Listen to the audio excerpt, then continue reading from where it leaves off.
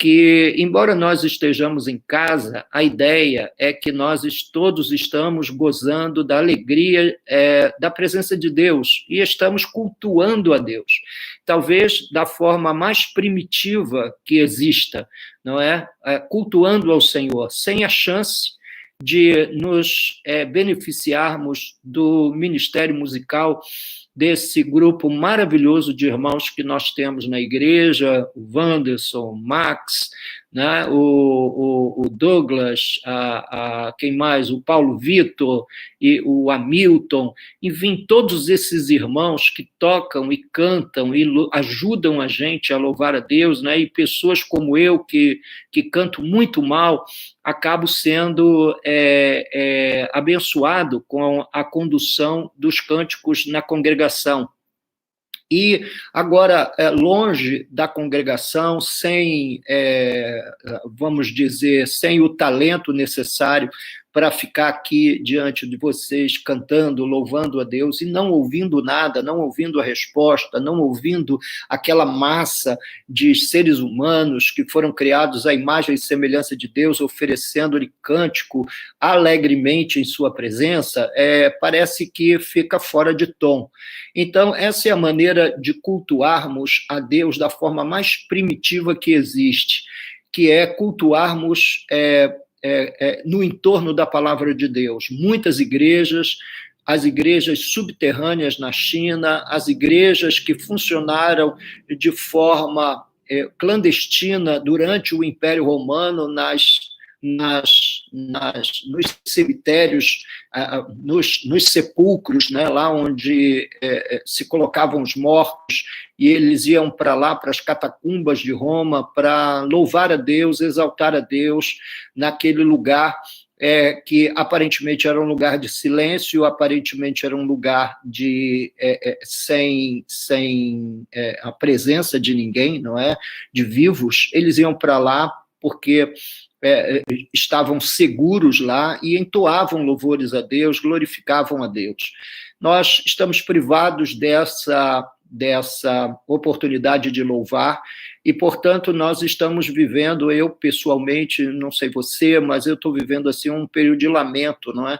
E há um texto na Bíblia, um livro escrito e que se tem conta que tenha sido escrito por Jeremias, embora haja controvérsias no âmbito dos biblicistas, de que esse livro não tenha sido escrito pelo profeta Jeremias, mas é consenso da maioria de que sim, que foi um livro escrito por Jeremias e era um livro de lamento, não é? De lamentação. E até o John acabou de escrever um belíssimo livro falando como um comentário de Lamentações, o John McAllister, meu genro. E ele acabou de escrever um livro publicado pela editora Vida Nova, falando do assunto. E há um livro na Bíblia exclusivamente voltado para o lamento. Então, momentos de tristeza, onde você volta os seus olhos ao redor e você não tem grandes razões para cantar, para se alegrar, para celebrar, e as circunstâncias ao seu redor impõem as lágrimas, impõem a tristeza, impõem um certo, até mesmo, acanhamento para alguns tipos de comportamento. Então, esses momentos também devem ser aproveitados, são momentos gerados pelo Espírito Santo, são momentos gerados por Deus, para a gente poder curtir, na verdade, pensar em tudo isso que está nos trazendo esse clima de tristeza. Se você olhar uma cidade cujas pessoas não andam nela, o movimento dos carros é mínimo, num domingo nublado, chuvoso, um pouco mais frio do que o do costume. Carioca gosta mais de um clima mais quente, um clima mais temperado, e a gente, então, pode chegar à conclusão de que nesse 7º domingo de quarentena, o domingo amanheceu com um sol acanhado e depois acabou por ser o céu a ser toldado por essas nuvens pesadas, cinzentas, e o dia termina assim um tanto quanto de aparência depressiva. Mas que bom é que em Cristo Jesus nós podemos encontrar força, nós podemos encontrar alegria. A própria palavra de Deus diz que a alegria do Senhor é a nossa força. Quem fala isso é Neemias, em plena a reconstrução da Jerusalém que fez Jeremias chorar e lamentar. Então, Neemias vai depois recomeçar a reconstruir o templo e as paredes da cidade, os muros da cidade, e o tom já é outro, já não é mais um tom de lamento, mas é um tom de alegria, apesar da cidade estar destruída, apesar da cidade de Davi, apesar da cidade da paz estar completamente destruída, seus muros completamente rompidos, o templo destruído, e toda aquela situação em torno da cidade de Jerusalém está em escombro, né? Está uma aparência muito feia, muito opressiva, não é? Outro dia eu estava vendo a Síria, algumas cidades da Síria, como é que estão completamente destruídas por causa dessa guerra que se alonga em território sírio. Pastor Henrique também fez hoje, mais uma vez, lembrança, o que eu já havia feito antes, mas é bom a gente lembrar, de orar por essa equipe de heróis nacionais, esses homens e mulheres jovens, alguns muito jovens, enfermeiras que trabalham sem o equipamento adequado de proteção, médicos intensivistas que estão se expondo de uma forma assim aberta a esse quadro de coronavírus que vem levando a saúde do Rio de Janeiro a um estado de eminente colapso. Eu tenho uma sobrinha minha, não trabalhando aí nos hospitais municipais do Rio de Janeiro e um de São João de Meriti, onde ela dá plantão. Ela é intensivista, é médica intensivista, trabalhando nos CTIs dos hospitais, trabalhando no CTI de um hospital na Tijuca, um outro em São João de Meriti, um outro, me parece, que é no centro da cidade, no Souza Aguiar. E ela vem se colocando à frente com uma equipe enorme de pessoas, inclusive irmãos da nossa igreja, como o Demilson, a Cristiane, a Jordana, que trabalha agora lá no hospital de Saracuruna, a Jordana, esposa do Jonas, que está lá trabalhando, e possivelmente outros enfermeiros ou enfermeiras que eu agora, a minha memória, possa estar falhando. A gente manter essa gente toda em oração, manter todas essas pessoas juntas em oração, a gente orar. Não se esqueçam, nas minhas orações eu não tenho me esquecido, não se esqueçam de orar pelo pessoal que faz a limpeza no hospital, que faz toda essa higienização no hospital, esses rostos, essas almas sem rosto, não é? Essa gente que vive mais ou menos assim num estado de invisibilidade social. A gente chega, encontra os ambientes limpos e não sabe que ali teve duas mãos carinhosas ganhando o pão de cada dia com honestidade e, ao mesmo tempo, expondo a sua vida para que nós possamos ali chegar e receber o atendimento que é possível nesse momento. Então, oremos pelos médicos, enfermeiros, copeiros do hospital, pessoal da limpeza, da faxina, que mantém tudo limpo, expondo-se ao vírus que agora já foi...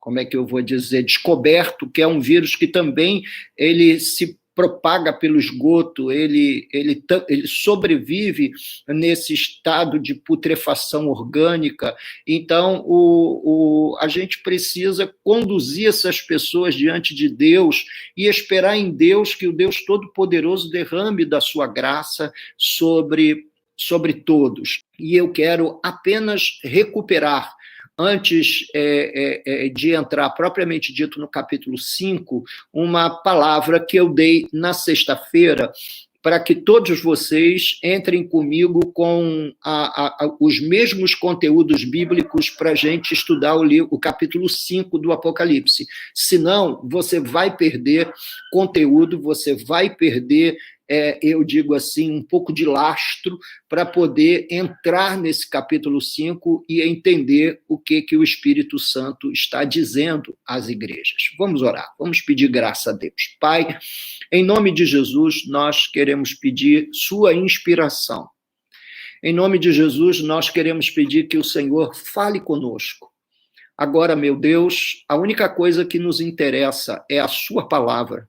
E por ela, Senhor, meu Deus, encontrar em Ti inspiração para o ato público de louvor e de oração e também o ato familiar de culto. Esse ato familiar de culto que é prestado a Ti, que nós fazemos motivado pela Tua palavra, e exclusivamente por ela. Ela é a verdade, ela é que nos santifica. Ó Deus, que o Senhor possa enviar então a sua palavra, fazê-la correr velozmente ao redor desse país, ao redor, ó Deus, quem sabe até desse planeta, levando essa mensagem a outros recantos do globo, a outras nações, a outras pessoas, preparando os corações e que venha produzir frutos a 30, a 60 e a 100 por um, ó Deus e Pai, de maneira que o seu nome venha a ser engrandecido e exaltado, posto que a palavra, ó Deus, está carregada da tua inspiração, ó Senhor, posto que a tua palavra é a coisa mais importante que existe no ato de culto a ti. Nesse momento, eu louvo o seu nome, eu exalto o seu nome, eu engrandeço o seu nome, tu que estás, ó Deus, nos céus, entronizado, recebendo o louvor dos querubins que cantam noite e dia, santo, santo, santo é aquele que é, que era e que há de vir, o Todo-Poderoso. Fala conosco, fala comigo, fala com todos os irmãos, em nome de Jesus. Amém e amém. Graças a Deus, queridos. Todos nós temos a consciência, alguns mais esclarecidamente do que outros, de que nós enfrentaremos o grande tribunal de Cristo. A Bíblia chama esse grande julgamento do julgamento do trono branco. Branco porque é um trono de justiça. É um trono onde não existe injustiça, onde não pode haver qualquer tipo de mancha ou iniquidade no trono de Deus. Diz respeito a quem é digno, portanto, de sentar nesse trono branco e com toda justiça fazer valer a sua vontade e as suas sentenças de acordo com as obras de cada um. Quem é digno? Quem foi achado digno de tomar o livro e de abri-lo? Quem é digno para julgar você? Às vezes, hoje, inclusive, nós saímos com essa, muitas vezes. Ninguém pode me julgar, porque qualquer outro ser humano como eu também é pecador, comete os mesmos pecados. Talvez não os mesmos, mas cometemos pecado com a mesma intensidade e gravidade que os seus, mas tem uma diferença. A diferença é que alguns têm a mente esclarecida de que haverá um juízo, esse juízo nos alcançará mais cedo ou mais tarde, esse juízo nos alcançará preliminarmente depois que nós deixarmos esse mundo e definitivamente no fechamento da história, quando Jesus voltar com os seus anjos em glória e as sepulturas se abrirem, os mortos ressurgirem e os vivos que têm esperança em Cristo forem arrebatados às nuvens com o Senhor. Então, preliminarmente agora e depois definitivamente no futuro. E nós precisamos entender bem como é que isso funciona, por quê? Porque o juízo final é uma lauda das doutrinas fundamentais, das doutrinas elementares do cristão. Entender sobre juízo final não é absolutamente uma, vamos dizer, assim uma prerrogativa de grandes estudiosos da Bíblia. Não, um simples irmão sentado no banco da igreja, nos acompanhando nos cultos, acompanhando a pregação da palavra, esse simples irmão precisa dar razão da sua fé quando falar em juízo final.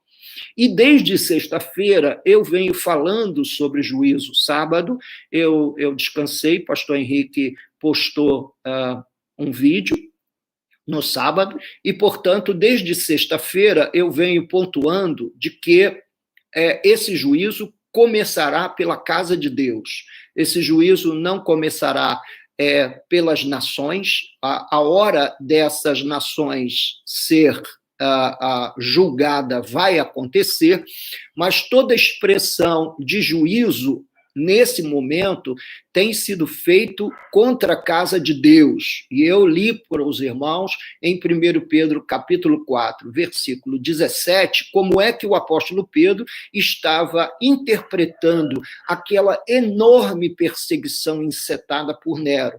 Ele estava entendendo que Deus estava iniciando um processo de purificação e de juízo, porque, tal como ele, nós também devemos crer que Jesus pode voltar em nossa geração. Aquela geração apostólica esperava Jesus para os dias deles, e essa nossa geração precisa também aprender a interiorizar a escatologia e trazer esses aspectos escatológicos da fé para o mundo prático cristão. Por quê, pastor? Porque a eminente volta de Jesus acende em nosso coração um sentimento de reverência e de temor. Reverência porque, enquanto estivermos vivos, os céus podem se rasgar a qualquer momento. E enquanto nós estivermos vivos, a igreja pode ser também por ele purificada através de muitas tribulações e perseguições, como aconteceu com aquela geração do período apostólico, e foi assim que Pedro percebia e percebeu aquele fogo ardente que surgiu no meio deles com o fim de prová-los. Essa foi a leitura que Pedro fez lá na sua primeira carta, que, aliás, eu volto na segunda-feira, volto amanhã, falando dessa primeira carta de Pedro, já amanhã no capítulo 2. Mas eu fiz, assim, uma pequena conversão, saí um pouquinho da trilha da exposição, porque hoje eu já sabia que iria falar do Apocalipse, então já estava preparando os irmãos, sem os irmãos saberem, sem os irmãos sentirem, mas já vinha preparando vocês desde sexta-feira sobre o tema, o julgamento, o juízo de Deus, que se inicia pela igreja, porque Deus não pode amanhã fazer cair uma sentença sobre toda a humanidade sem antes advertir a sua própria igreja que todos os pecadores, porque o salário do pecado é a morte, portanto, todos aqueles que estão vivendo desplicentemente no pecado, que se arrependam, que volte os olhos para Deus e aqueça o seu coração diante dos 7 Espíritos de Deus, que como tochas vivas, como um fogo arde diante dos seus olhos lá no trono da sua graça, que nós aprendemos no domingo passado, quando estudamos o capítulo 4 do Apocalipse. Aquilo é um símbolo do Espírito Santo, um símbolo daquele conhecimento pleno que Deus tem, da sua onisciência, né? Deus conhece tudo, Deus sabe de tudo, Deus entende tudo, Deus é o Senhor e Ele é quem é digno de presidir esse grande tribunal que acontecerá no fim da história, quando toda a história for passada a limpo. Vocês também devem entender que o salmista Davi, quando fala lá no Salmo 103, se não me falhe a memória, onde ele diz que todos os seus dias foram escritos no seu livro. É um livro, parece, mas, pastor, Deus precisa de um livro de registro, onde ele registre todos os dias os nossos atos? Absolutamente. Obviamente que isso é representativo, isso é figurativo, isso tem a ver com a memória divina, que Deus não é um desmemoriado, Deus não esquece de nenhuma palavra que nós pronunciamos, uma vez que também ele vai julgar cada palavra frívola que sair dos nossos lábios. Por isso, nossas palavras precisam ser sim, sim, não, não. E o que exceder isso é de procedência maligna. É óbvio que não existe um livro literalmente falando. Isso é uma figura, é mais uma das múltiplas figuras apocalípticas. E agora, esse livro de registro, que é o livro também onde está registrado os acontecimentos do fim, os sinais que seguirão à volta de Jesus. Então, hoje, nós vamos começar a falar nisso dentro do cenário do livro do Apocalipse, que nada mais é, meus irmãos, a carta apocalíptica é a continuação do sermão profético de Jesus. Aquele sermão que foi pronunciado lá em Mateus capítulo 24 e que depois continua com a carta apocalíptica que ele envia à igreja, porque a igreja é que é digna de despertamento. É a igreja que Deus interessa despertar, que Deus interessa iluminar a mente e o coração da igreja para esse evento final que há de acontecer, fechando a história. Uma vez que Jesus é o início da história, portanto, ele é o alfa, e Jesus é o fim da história e o ômega. Então, alfa e ômega é a primeira letra e a última letra do alfabeto grego. Então, Jesus é o início da história e Jesus também será o fim da história. Ele presidiu o início e ele presidirá o fim da história humana. Ele é quem foi digno de criar todas as coisas e nada do que existe, meus irmãos, existiria sem Jesus, e ele é digno também de pôr um fim em toda a história da vida humana. Agora, eu vou pedir que, uma vez com todas essas informações, você venha comigo em Apocalipse 5, entendendo que a humanidade receberá o devido juízo divino. Mas surge uma pergunta: quem é digno?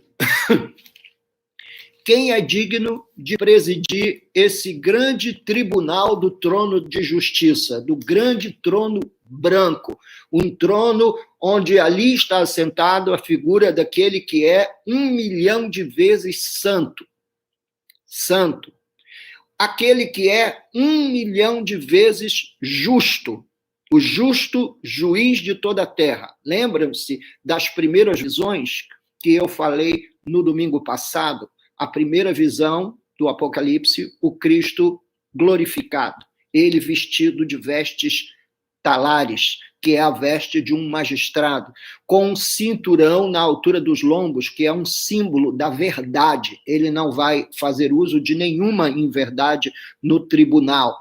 Os pés como latão reluzente, ele esmagará as autoridades e governos de todas as nações debaixo dos seus pés para fazer justiça aos seus santos, aquelas almas que estão debaixo do altar e que a ele clamam de dia e de noite, julga as nossas causas. Não é possível que esses homens maldosos, esses homens malignos continuem a fazer o mal e o Senhor não julgue esses atos malignos das nações. Senhor, julga, julga, julga, está lá as almas debaixo do altar. A gente ainda vai chegar nesse capítulo lá do Apocalipse.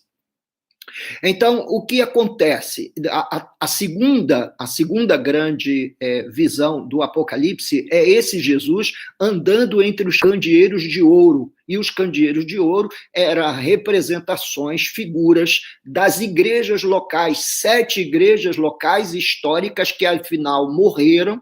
Portanto, isso é muito deve ser para nós de grande temor saber que aquelas igrejas, todas elas morreram, desapareceram do seu cenário histórico. E por que desapareceram? Porque foram advertidas e muito possivelmente não atentaram para a advertência. Elas desapareceram.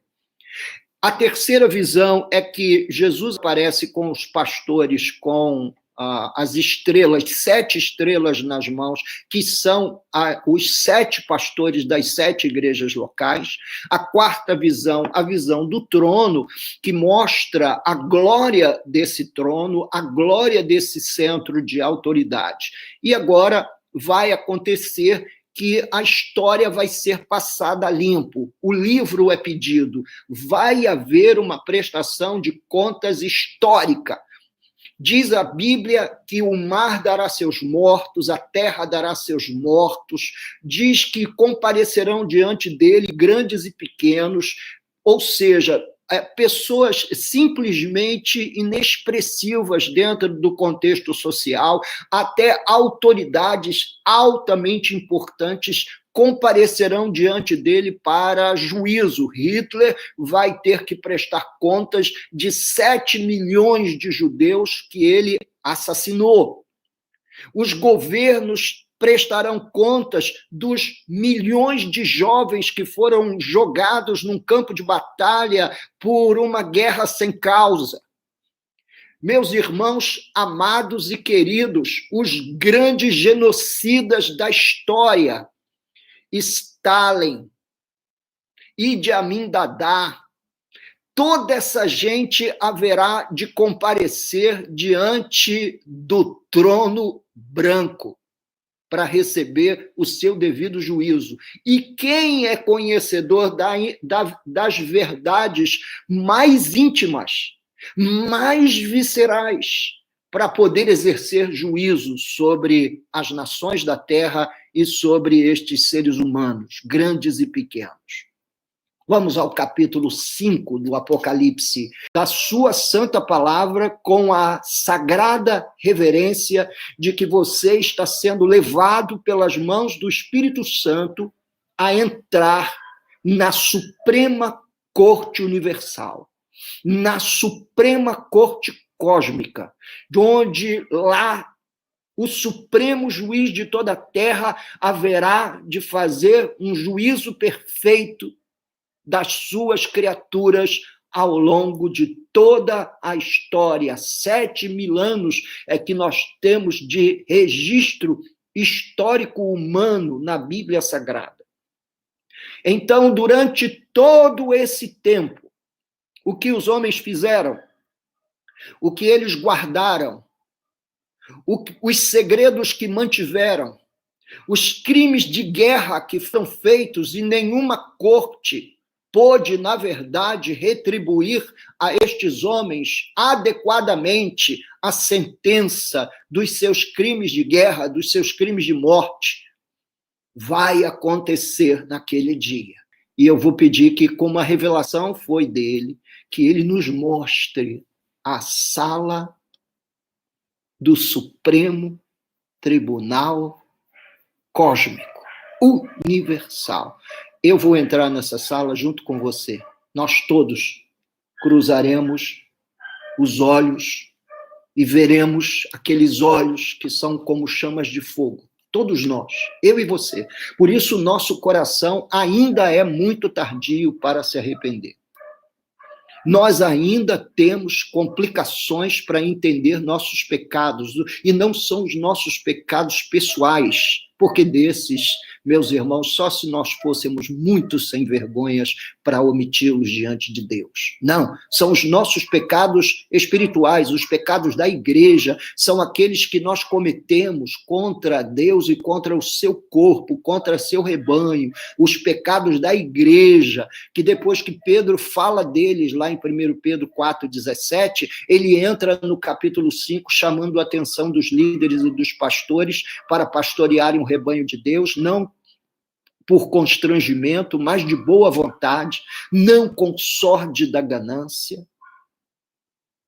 não consorte da ganância, e não como dominadores do rebanho. É isso que ele diz no capítulo 5 da sua primeira carta. Então, esses pastores todos que pastoreiam com sorte da ganância, que têm um coração dominador, que ele é o senhor daquele pedaço, que aquele espaço é ele que manda, e etc., né? São verdadeiros coronéis da religião, coronéis da religião. Alguns até fazem uma divisão de espaço. Olha, você só pode ganhar almas dessa fronteira para cá, da fronteira para lá, as almas são minhas, está entendendo? E tal. Então, fazem esse tipo de fatiamento da abrangência do evangelho, como se nós pudéssemos controlar a abrangência do evangelho. Não, meus irmãos, não podemos controlar. Pois essa gente toda, inclusive eu, vou comparecer no tribunal do trono branco. O texto diz: vi na mão direita daquele que estava sentado no trono um livro escrito por dentro e por fora, de todo selado com 7 selos.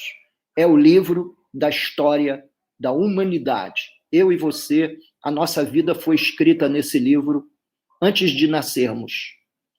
O livro está selado, o livro chegou selado na mão do Cordeiro. Esse livro não é aberto diariamente. É um livro selado, é o livro onde contém o conhecimento soberano do Criador. É um livro selado.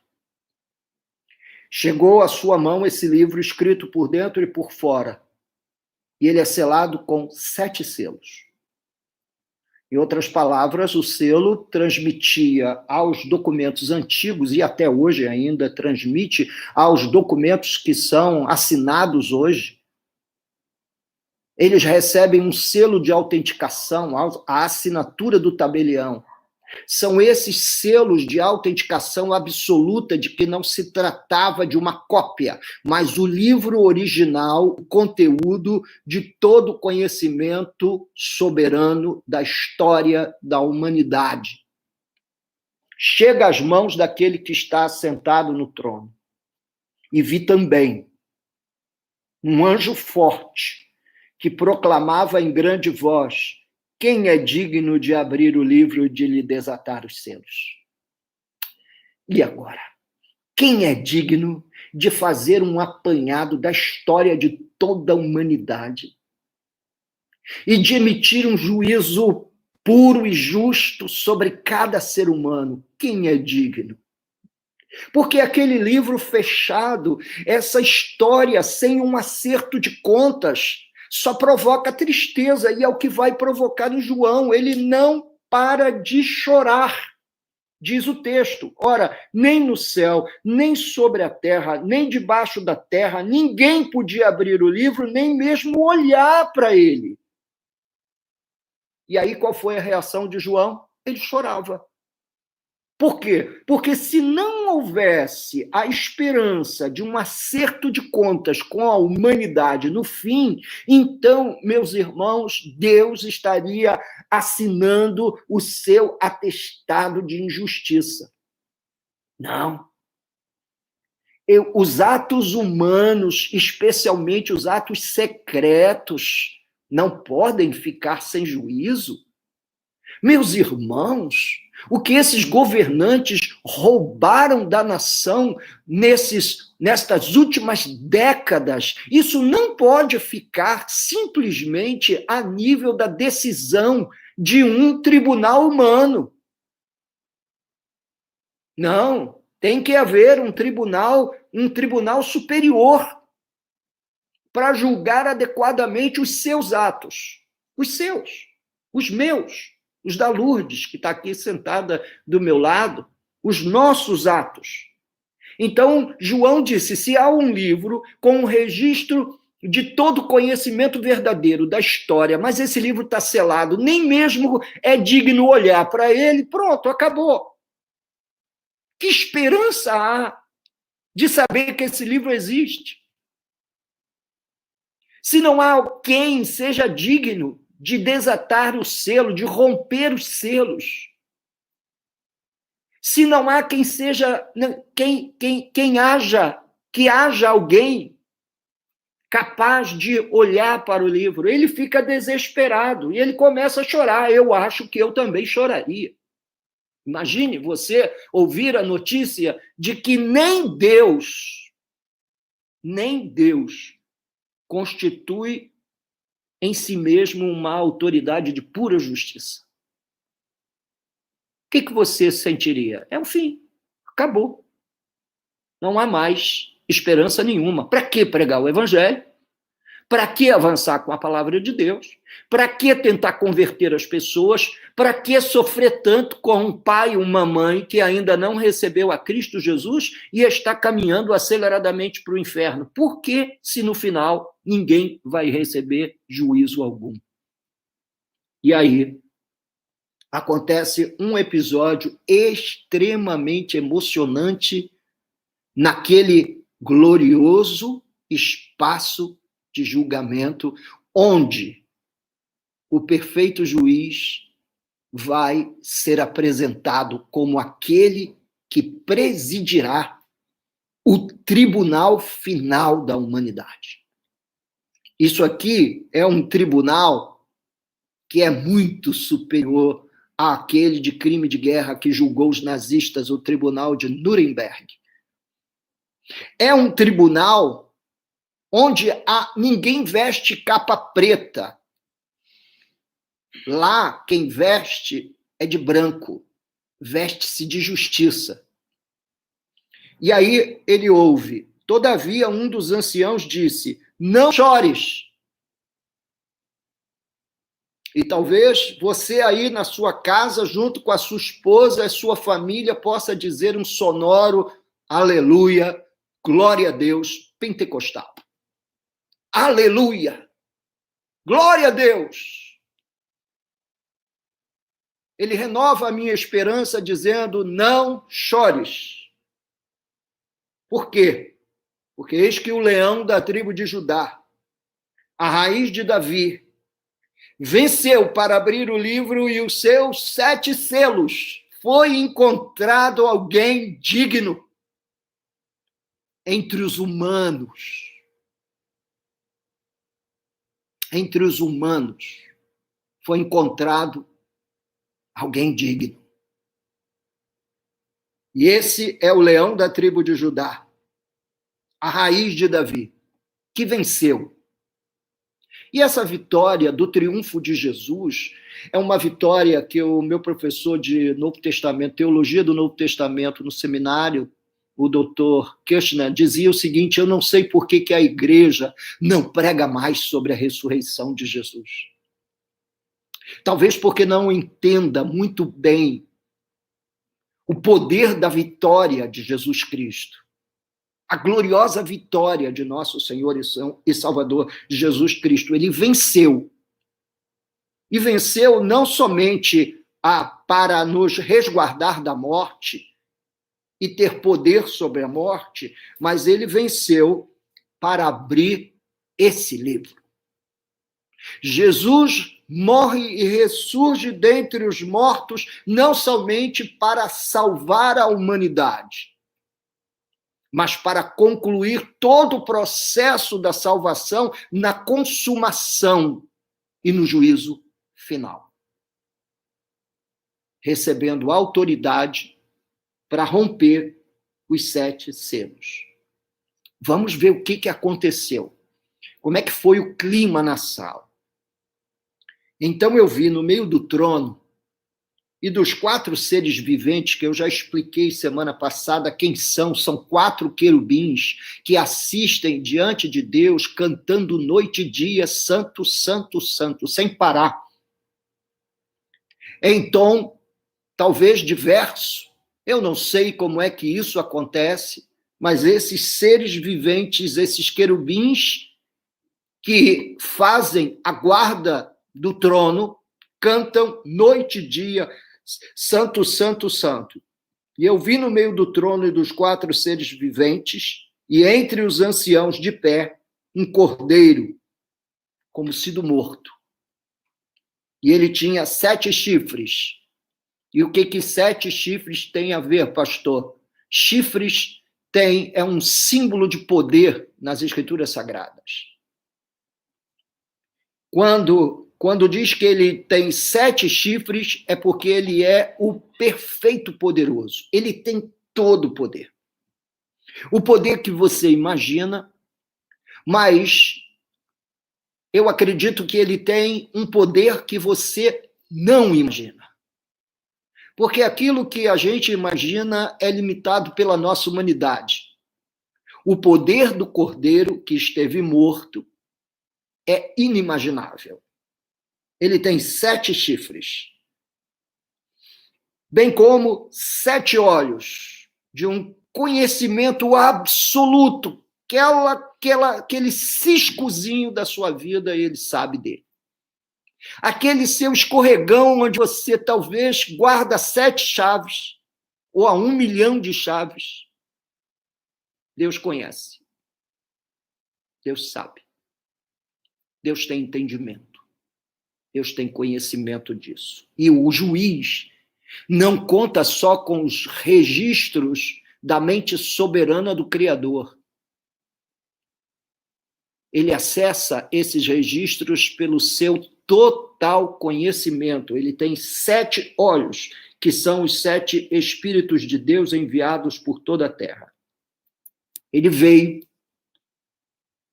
tomou o livro da mão direita daquele que estava sentado no trono, está fazendo a construção mental. Ele entra na sala do Supremo Tribunal Universal, cósmico, pega o livro das mãos do Criador, e quando ele tomou o livro, estes 4 querubins e os 24 anciãos prostraram-se diante do Cordeiro. Eu, às vezes, peço que você fique ereto, numa posição de razoável reverência quando você ouvir a palavra de Deus, mesmo em casa. Nesse momento, os 24 anciãos, que são uma representação simbólica dos salvos nas 2 alianças, dos salvos do somatório, de todos os salvos em todos os tempos, eles se prostram diante do Cordeiro, tendo cada um deles uma harpa e taças de ouro cheias de incenso, que são as orações dos santos.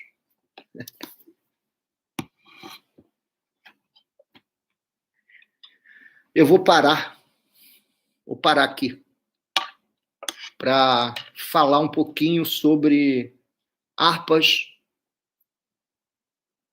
e taças cheias de incenso, que são as orações do povo. Isso estava na mão dos 24 anciãos, como que dizendo que nós somos o povo.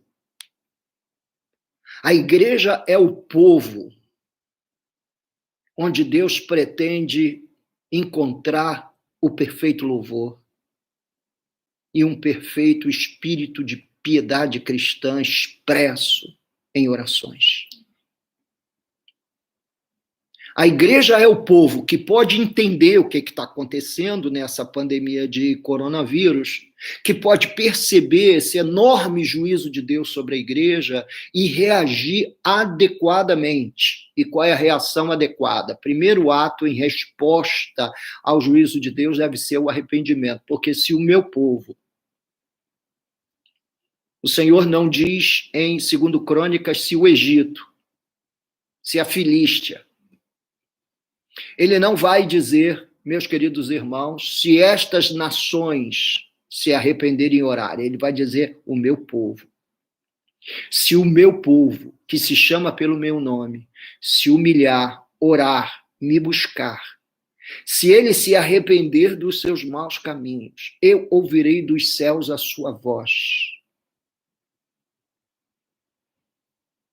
Perdoarei o seu pecado e sararei a sua terra. O que há de especial nesse povo do qual o escritor, lá em 2 Crônicas 7, menciona, e que o Novo Testamento fala todo o tempo desse glorioso povo de Deus, esse povo redimido, esse povo alcançado pela cruz, esse povo alcançado. Uns morreram na promessa do Messias e outros morrem hoje na esperança das promessas feitas pelo Messias. E então, esses 24 anciãos estão com harpas nas mãos. Nós somos o povo em quem Deus pretende ver a perfeita adoração. Aliás, diz que ele está em busca. Na verdade, ele está em busca dessas harpas nas mãos da igreja, dessas harpas nas mãos dos santos. E para celebrar aquele momento, a igreja, na representatividade dos 24 anciãos, faz soar as harpas e apresenta as taças cheias da oração dos santos pelos séculos e séculos e séculos e séculos e séculos. Orando. Ó Deus, manifesta a tua glória. Ó Deus, exerce o teu poder. Minha oração tem sido, ó Deus, quebra o coração da igreja. Quebra a cerviz das lideranças cristãs, em resposta àquele cordeiro que pega no livro, que é recebido e saudado naquela assembleia celestial,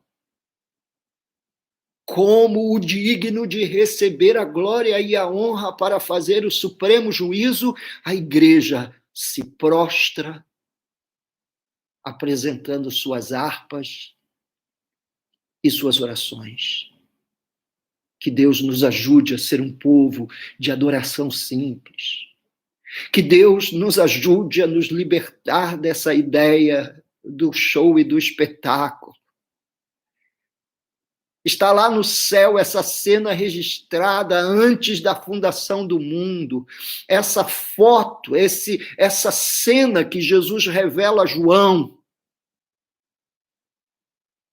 de uma igreja prostrada, de uma igreja vencida pelo Cordeiro, totalmente vencida. Eu não sei como esse conhecimento não enche o seu coração de arrependimento e gozo, e ao mesmo tempo de temor e de reverência. Suas harpas são lançadas aos pés do Cordeiro. E quando tomou o livro, versículo 8, os 4 seres viventes e os 4 anciãos, os 4 seres viventes e os 24 anciãos prostraram-se diante do Cordeiro, tendo cada um deles uma harpa e taças cheias de incenso, que são as orações dos santos. Você precisa orar pelas pessoas que te pedem oração. Nós somos seus auxiliares, mas o protagonista nisso é você. Suas taças precisam estar cheias de oração. Veio, pois, e entoava um novo cântico, desculpe-me, versículo 9, dizendo: digno és de tomar o livro e de abrir os selos, porque foste morto e com o seu sangue compraste para Deus os que procedem de toda tribo, língua, povo e nação. Eu adoraria vencer a presença de Deus que inunda essa sala aqui da minha casa, para ficar calado. Não posso ficar calado. Eu disse que não cantava bem, né? Pois suportem-me na minha fraqueza que eu vou cantar. Glória para sempre ao Cordeiro de Deus, a Jesus o Senhor, ao Leão de Judá, a raiz de Davi que venceu e o livro abrirá. o céu, a terra e o mar, e tudo que neles há, o adorarão e confessarão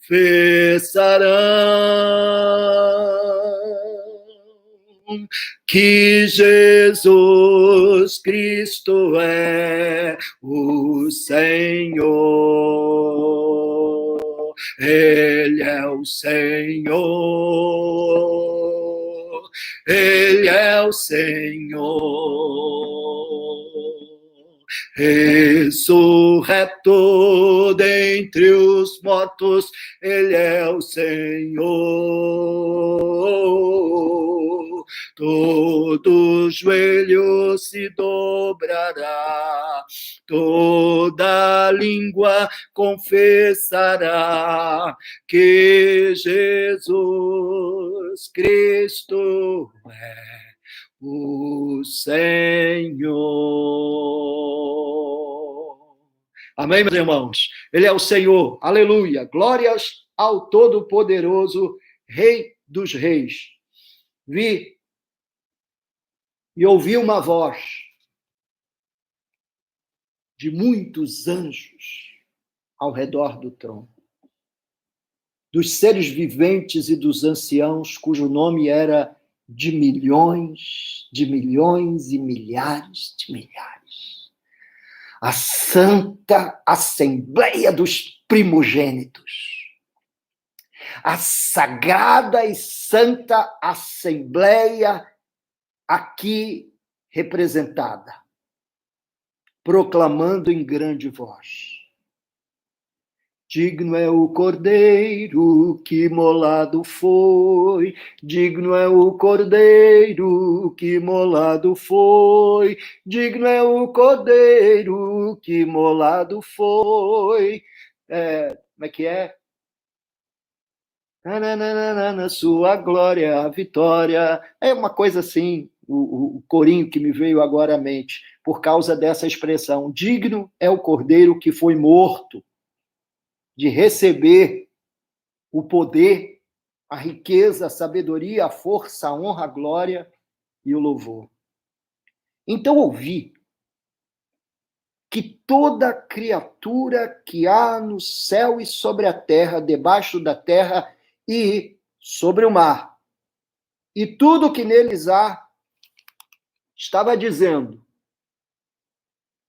aquele que está assentado no trono e ao Cordeiro, seja o louvor e a glória e a honra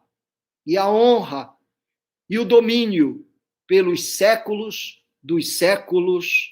Amém. Amém.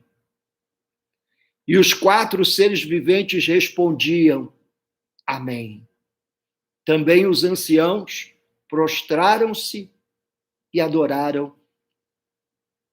E agora, o Supremo Juiz está no comando. Vai começar o julgamento. O Cordeiro vai começar a romper os selos. Vai começar o juízo. E o livro está nas mãos certas. Não deixe de estar no domingo que vem, conectados nesta live, para nós observarmos o que acontece quando cada selo é rompido. Agora, no domingo que vem, os selos serão rompidos e vai começar um sagrado movimento no universo. O juízo vai se iniciar. e que todo homem sábio se humilhe na presença de Deus e que todo aquele que foi alcançado por sua graça e misericórdia o honre com sua vida e com seus lábios, posto que vai começar. Amém. Vamos orar. Eu gostaria que você se aproximasse e, quem sabe, até você fechasse seus olhos, reclinar sua cabeça. Se você que está me ouvindo e ainda não recebeu a Jesus Cristo como o Senhor absoluto da sua vida, não é se você levantou a mão na igreja,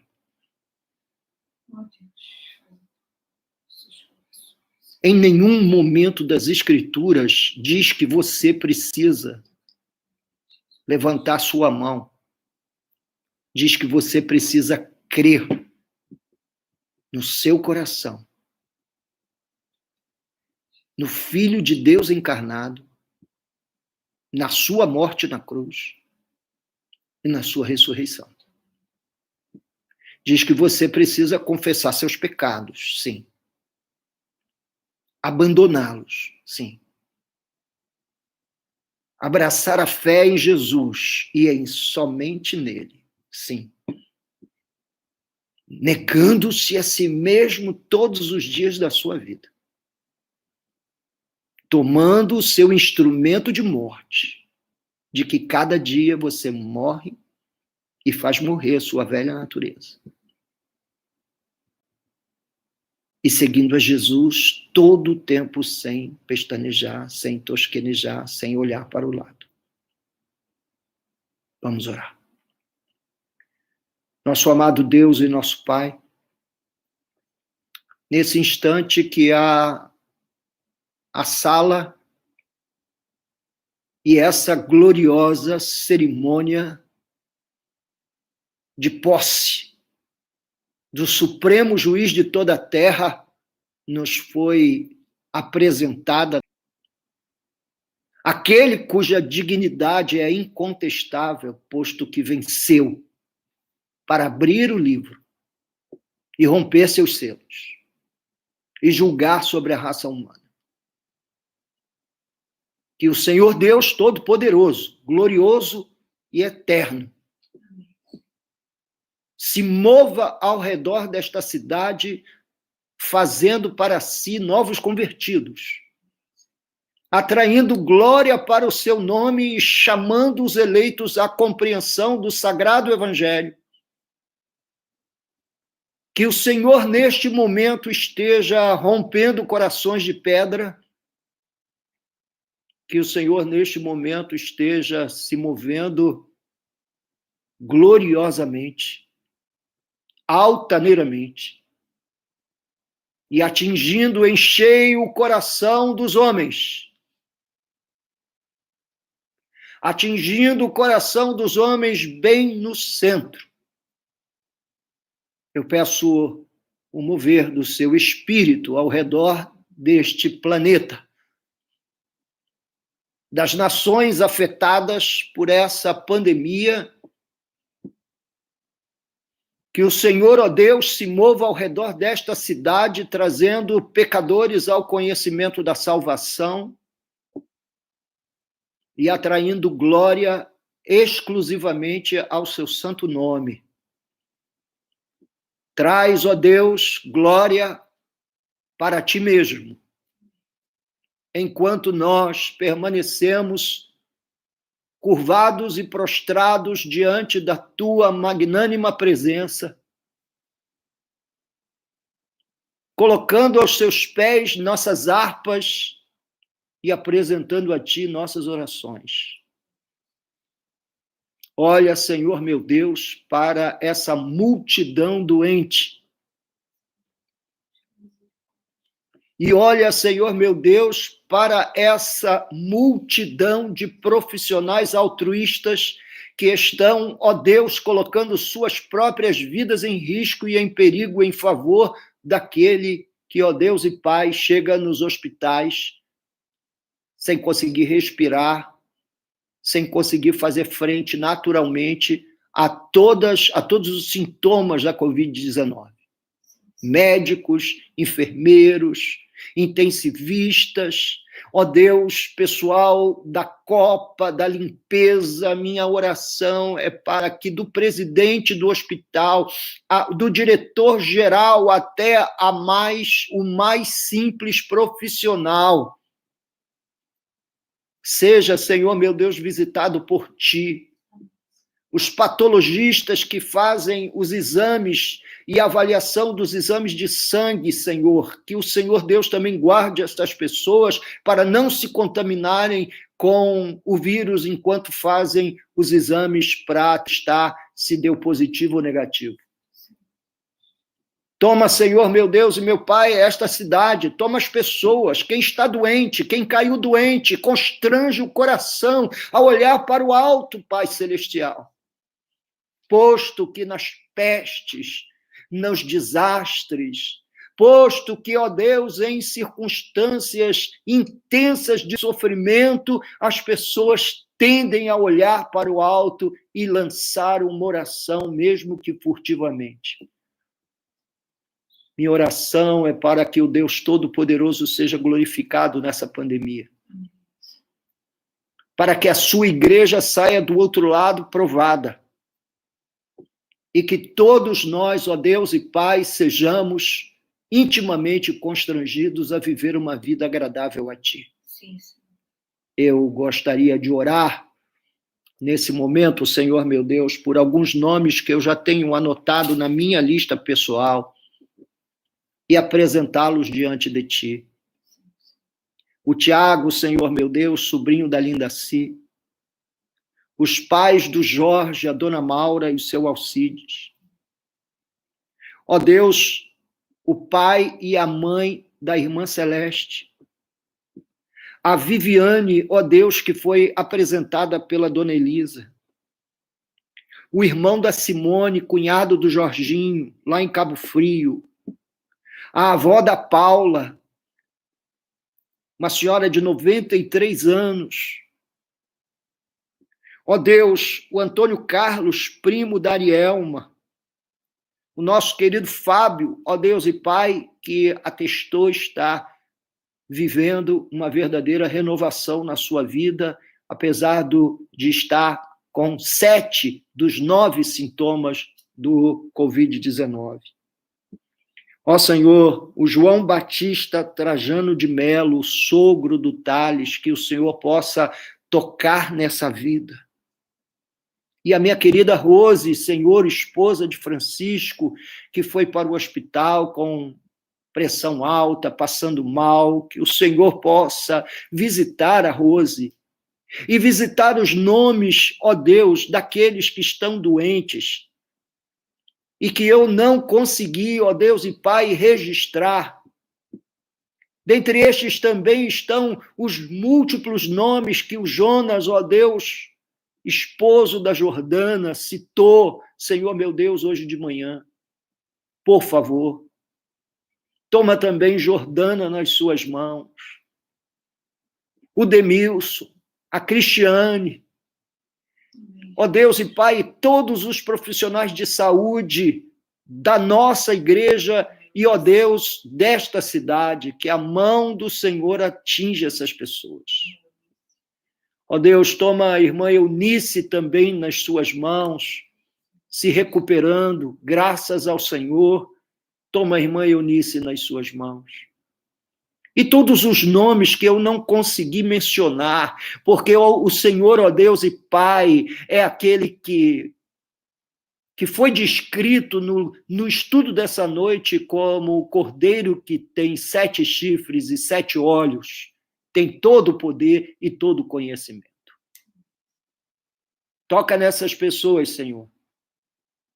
Sempre buscando glória para Ti. Conversão, arrependimento.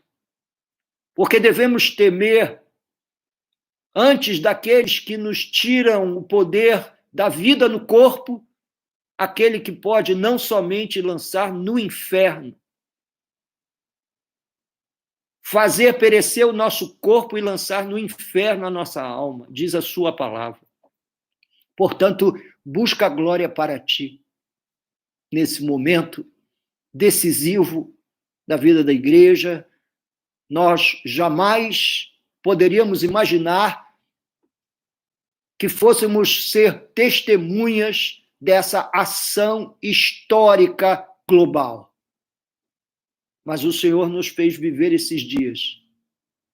Renova em nossos corações e no coração dos santos a esperança da glória. E traz bem junto ao nosso coração o testemunho da cruz de Cristo. Esta é a minha oração e o meu clamor que faço diante de ti, em nome de Jesus. Amém. Amém, meus irmãos. Deus abençoe vocês, tá?